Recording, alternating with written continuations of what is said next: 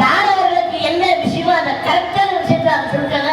இதுக்கப்புறம் நான் வந்து சொல்ல இதுல இருந்தாலும் ஒரே ஒரு விஷயத்தை மட்டும் சொல்லி, ஏன்னா காவல்துறை அதிகாரிக்காக அவங்க முன்னாடி சொல்றதுக்கு ஒரு பதிவு பண்றதுக்கு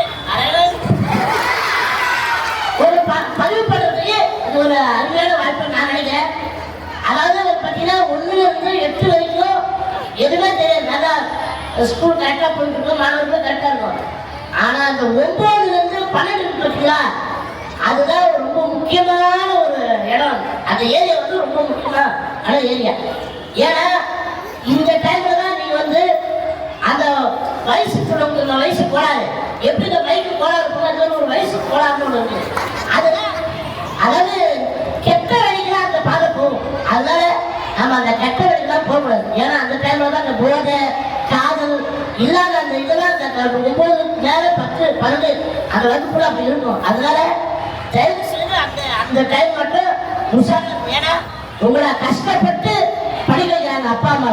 அதனால அவங்களுடைய கனவு நனவாகணும். நம்ம பொண்ணுங்க வந்து நல்லபடியா படிக்கணும், வேலைக்கு போகணும், அது வாழ்க்கை அமையணும், அது குழந்தைங்க நல்லா இருக்கணும். உங்களோட அப்பா அம்மாவும் அதை நினைப்பாங்க, அந்த கனவை நினைப்பாங்க. அந்த கனவை நனவாகணும். அதே மாதிரி ஓதி வந்து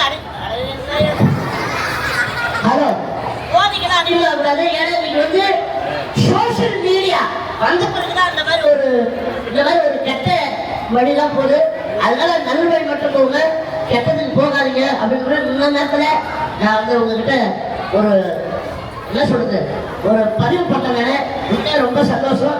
இப்ப பரிசு கொடுக்குற அந்த நேரம் வந்து என்னன்னு இதுக்கடுத்து இன்னொரு